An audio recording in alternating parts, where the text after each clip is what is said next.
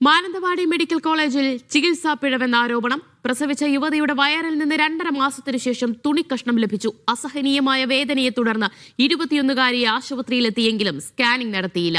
ഇതിനുശേഷം തുണിക്കഷ്ണം ശരീരത്തിൽ നിന്ന് പുറത്തു വന്നുവെന്നും യുവതിയുടെ പരാതി. ഡോക്ടറുടെ ശ്രദ്ധക്കുറവെന്നും നടപടി വേണമെന്നും ആവശ്യപ്പെട്ട യുവതി മന്ത്രി OR കേളു, DMO, ആശുപത്രി സൂപ്രണ്ട് എന്നിവർക്ക് പരാതി നൽകി.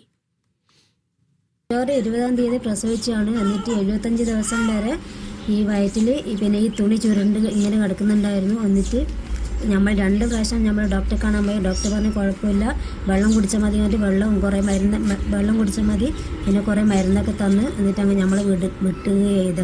പിന്നെ ഭയങ്കര വയറുവേദന, സ്മെല്ല് എല്ലാം വന്നായിരുന്നു. എന്നിട്ടും ഡോക്ടറോട് പറഞ്ഞ് വെള്ളം കുടിക്കാതെ കൊണ്ട് സ്മെല്ല് വന്നെന്ന് പറഞ്ഞു. ഫൈസൽ നെടുമ്പാല വിവരങ്ങൾ നൽകും. ഫൈസൽ, സമാനമായ അനുഭവം ഉണ്ടായത് ഹർഷീനക്കായിരുന്നു. ഹർഷീനയുടെ വയറ്റിൽ നിന്ന് കത്രികയായിരുന്നു നമുക്ക് ഈ ചികിത്സാ പിഴവിനെ തുടർന്ന് പുറത്തെടുക്കേണ്ടി വന്നത്. ഇവിടെ തുണിക്കഷ്ണം വയറിൽ കുടുങ്ങിയെന്നാണ് പറയുന്നത്. എന്താണ് ഈ കുടുംബം അല്ലെങ്കിൽ ഈ യുവതി ആശുപത്രിക്കെതിരെ, ഡോക്ടർക്കെതിരെ ഉന്നയിക്കുന്ന ആരോപണം?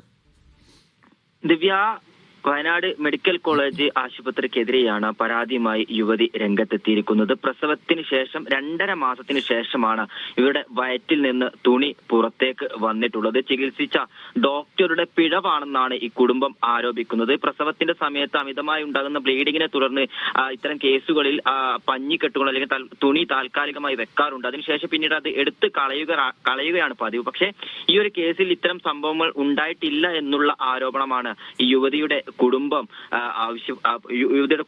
പറയുന്നത്. അത് 2.5 മാസത്തോളം അതിശക്തമായ വേദനയുണ്ടാവുകയും 2 തവണ ആശുപത്രിയിൽ പോവുകയും ചെയ്തു. എന്നാൽ ഈ 2 തവണയും സ്കാൻ ചെയ്യാനൊന്നും ഡോക്ടർ തയ്യാറായില്ല എന്നും ഇവർ ആരോപിക്കുന്നുണ്ട്. ആ സമയത്ത് വെള്ളം കുടിക്കാത്തതിന്റെ കുറവ് മൂലമാണ് ഇത്തരത്തിൽ വേദന അനുഭവപ്പെടുന്നത് എന്നാണ്.